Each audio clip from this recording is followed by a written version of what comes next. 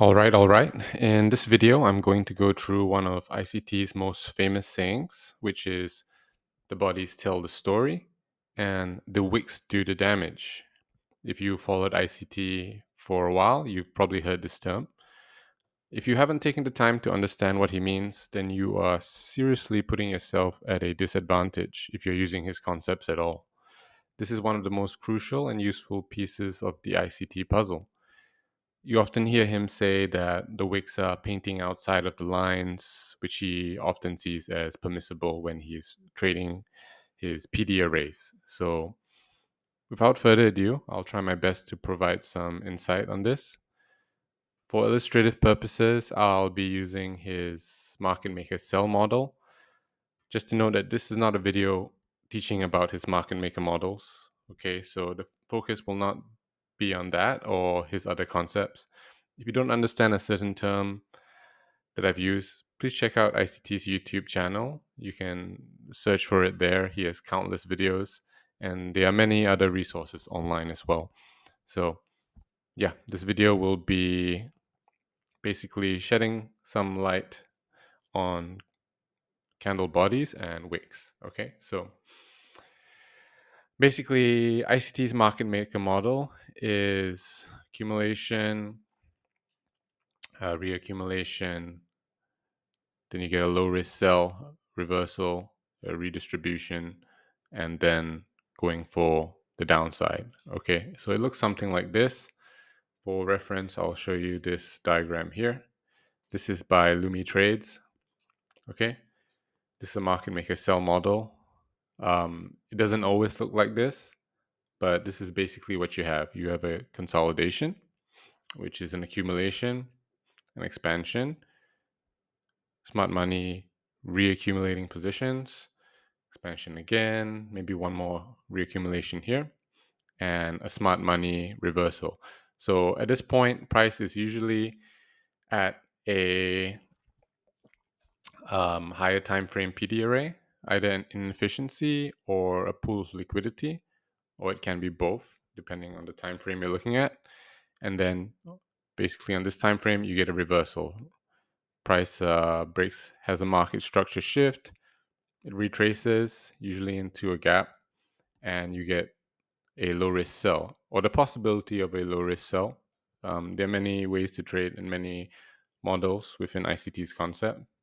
This is the 2022 model where you get a market structure shift, a retracement, and you enter on a fair value gap at a premium.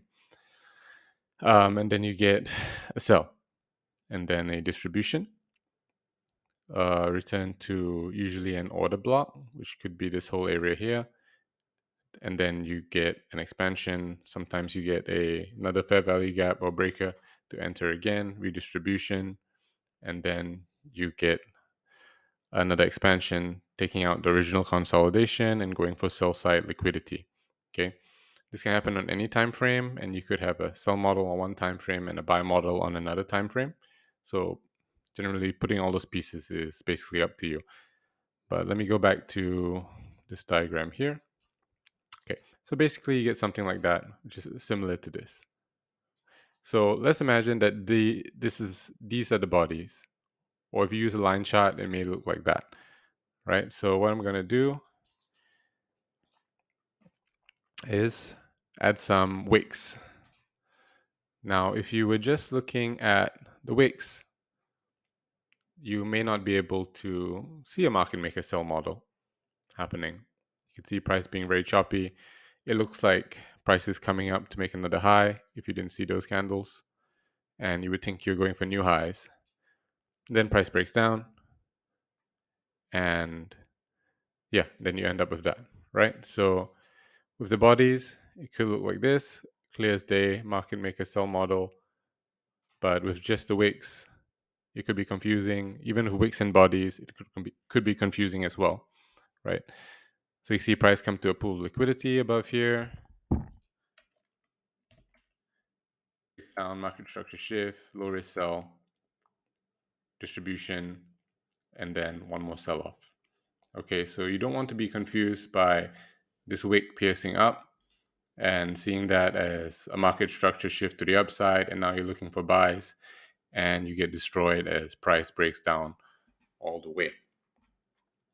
So let's have a look with some pools of liquidity on this diagram. Okay, minor pools of liquidity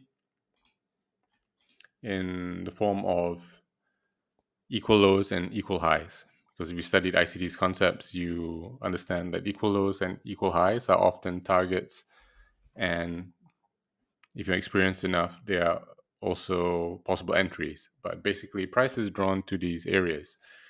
So you see a couple of equal lows here. Price comes down, takes it out, expands higher, comes back to this order block or inefficiency, moves up, creates these equal highs here. Price comes down, takes out the previous day's low and the previous day's high by a little bit. Next day is an inside day. It doesn't do it. It doesn't do either. Price takes out the previous day's low and expands, taking out equal highs. One more time, piercing to the top, trapping traders who are chasing price, and then breaks down. Market structure shift, and you can get a low risk sell somewhere in this area, or possibly this area, right? When you get a retracement, there may be a fair value gap for a low risk sell. Price breaks down, retraces into an inefficiency, takes out previous day's low, makes equal lows. Price takes that out and then starts expanding higher again. At this point, one may be thinking that price is going to make new highs. Okay, creates these equal highs here. It takes it out by a little bit, but generally speaking, it makes more equal highs, and it actually takes it out here as well. Big expansion, almost coming to the top, and then breaks down. Price takes out this low, still creating relative equal lows, and then finally expanding lower, right? So why did price almost come up but did not take out that top? So there could be a number of possible reasons. One could be that it's not strong enough, or another correlated asset, or the dollar, for example, in this case, has made a lower low and has already started leaving that area, but Australian dollar did not to do that, did not have to do that. And a possible another reason is that liquidity is engineered in the form of equal highs again for a possible return to this area in a larger market maker buy model on a higher time frame. Okay, so these are the possibilities, and it all relates to the general analysis and bias. So price goes lower. Price is either going lower for either sell side liquidity, higher time frame inefficiency. There could be a higher time frame fair value gap there, and as well as the discount for range, right? So if you put a fib,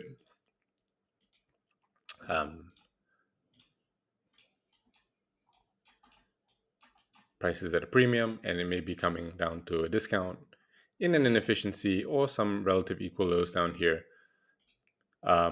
before either moving higher or even continuing lower if this was the top of a even higher market maker sell model. This whole entire area could be part of a low risk sell on a higher time frame, or it could be part of a redistribution on a higher time frame as well, or it could be part of a accumulation or reaccumulation. Okay, so just keep in mind that all the time frames are connected to each other and they all work in synchronicity. This relates to the price delivery continuum. I have a video on that, and ICT also talks about that as well. So what does he mean? The bodies tell the story, the wicks do the damage. So we have an order block here. If you just measure the bodies, disregarding the wicks, we can see that price comes down and it comes back into this order block. And we see the wick spike all the way up on this specific time frame. Okay, don't go to the 1 minute and see, yeah, the body's up here. Whatever time frame you're doing this analysis on, that's generally you see that the bodies do not come do not close above this order block. And that's for a reason. That's not by accident. That's how you are able to read price in an institutional way using ICT's concepts. Okay, so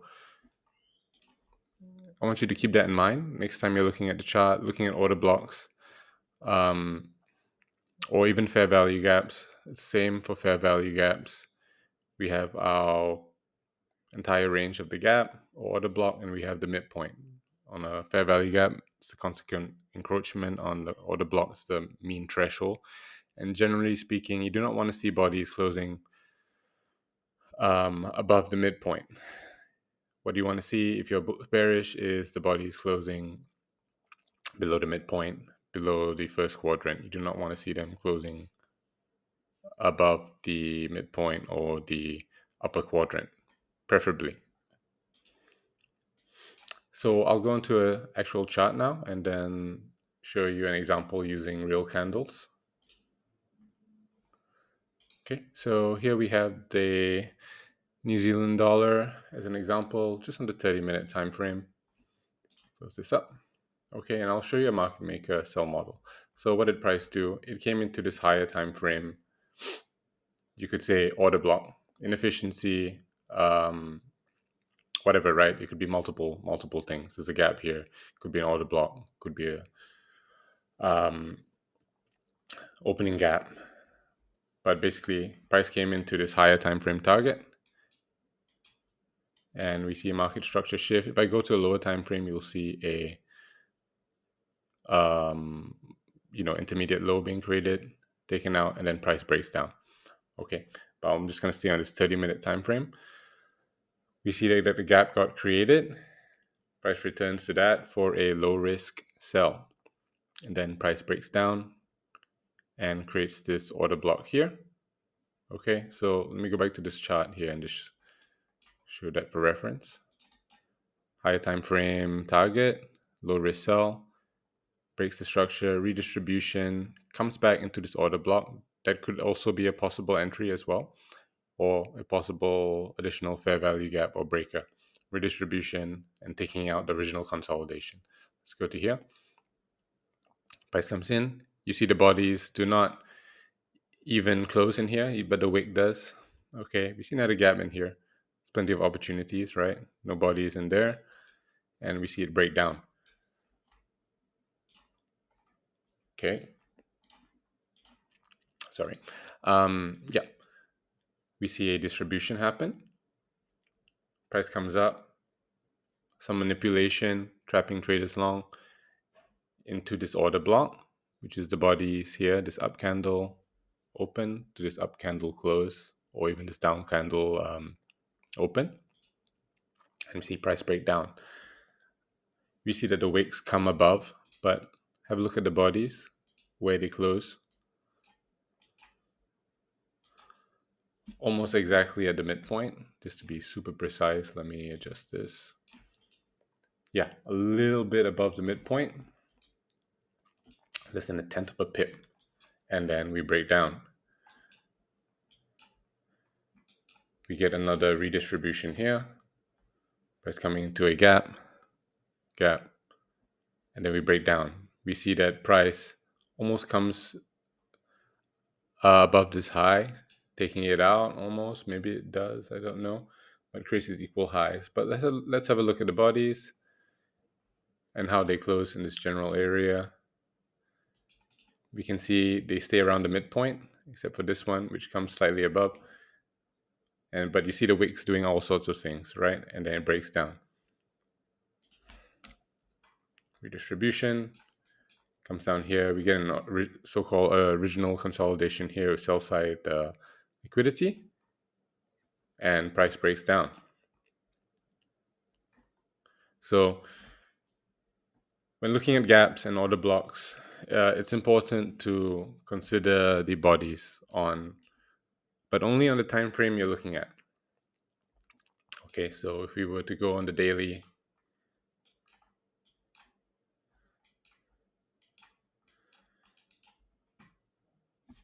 for example, we see a gap here. Price comes down, no body's close in there. We see a gap here.